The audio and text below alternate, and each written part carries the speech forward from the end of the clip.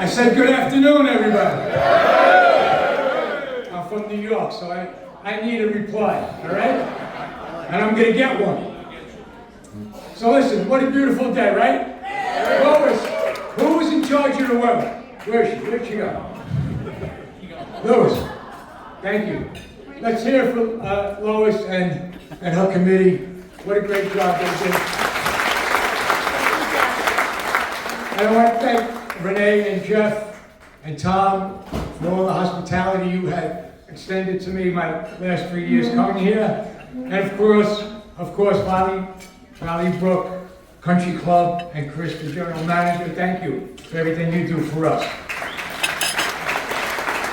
So, I have so many bad memories of 9/11, but I have some good ones too. And I'd like to share one of my good memories with you folks right now. I was an off-duty battalion chief on 9/11. I responded from home. All my 8 units from my Brooklyn-based battalion responded on the morning of 9/11. The Manhattan units all went to the North Tower, the first tower that got hit. And Manhattan units were all engaged when the South Tower got hit. So all the Brooklyn units responded to the South Tower. My 8 units responded through the Brooklyn Battery Tunnel and over the Brooklyn Bridge. Unfortunately, 3 out of 8 units never came back home. I lost 20 of my men that morning. Where I was a fireman in Midtown Manhattan, that firehouse got wiped out. Where I was a lieutenant in Sunset Park, Brooklyn, that firehouse got wiped out. So it was a tough 9 months of our lives that we spent, what we called the pile. I responded, like I said, from home. I got there after the second tower came down. And we were confronted with 2 piles, about 6, 7 stories tall. Because these buildings went 110 stories high. And when they collapsed, and they came down in 11 seconds, from the time they started their collapse to the time they were on the ground, 11 seconds. They created piles 6 to 7 stories high. And we simply climbed to the top of the pile and started digging through the rubble with our hands and hand tools until the heavy machinery could come and lift the concrete and the steel that was left. And we worked there hours on end. And I was into my day now. Probably I got there about 11 o'clock. The second tower came down at 10:28.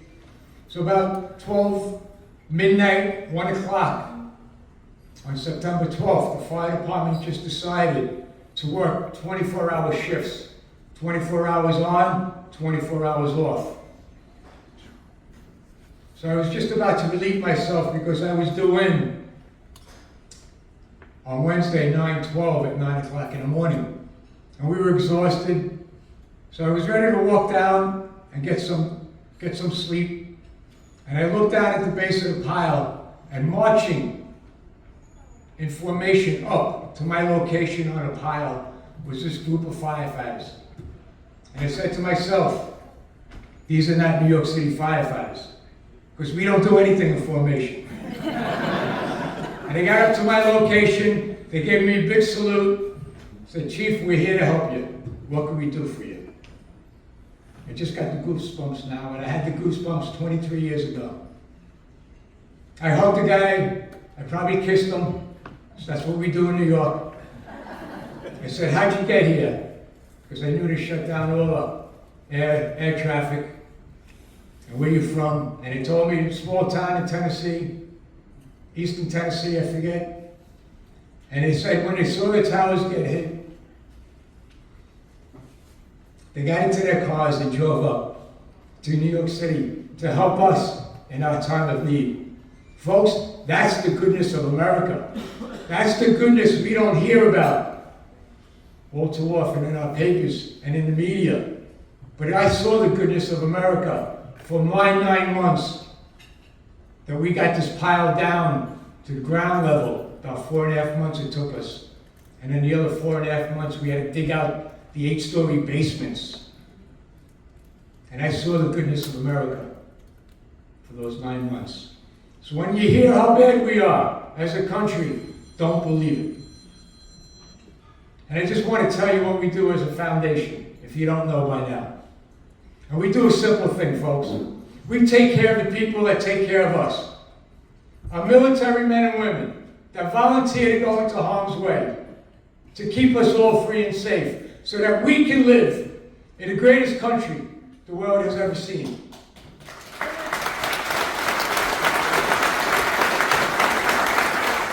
Our first responders, our police officers, our firefighters, our EMS workers, that day in and day out keep their communities safe. Our Gold Star families, the husbands and wives, the fathers and mothers, the sons and daughters, the brothers and sisters that have made the ultimate sacrifice to protect and defend this country. And we make these true American heroes one simple promise: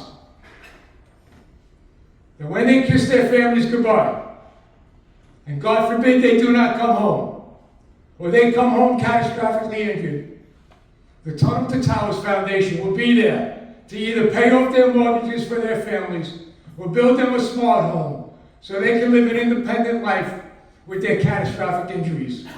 Isn't this the least we can do for our true American heroes?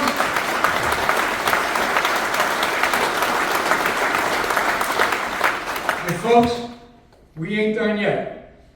In January of 2022, we embarked on our newest and most expensive program. We're going to eradicate homelessness among our veteran population.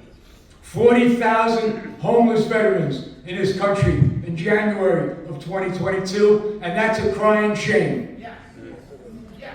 You know I love our country, and I know you love our country, but I'm ashamed and embarrassed of our government. And I'm not picking sides here, folks. Both sides are to blame. We're doing something about it.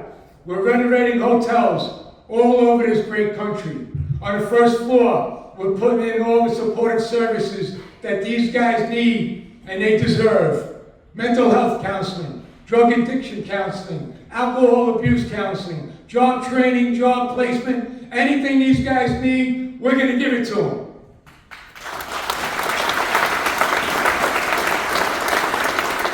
And I'm happy to say, in 2.5 short years, we have 4,500 veterans under our care. So now there's only 35,500 veterans out there. And we're not going to stop until it gets down to 0.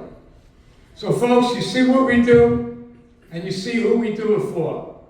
We can't do what we do without all of you. So thank you for coming. God bless you all, and God bless the United States of America.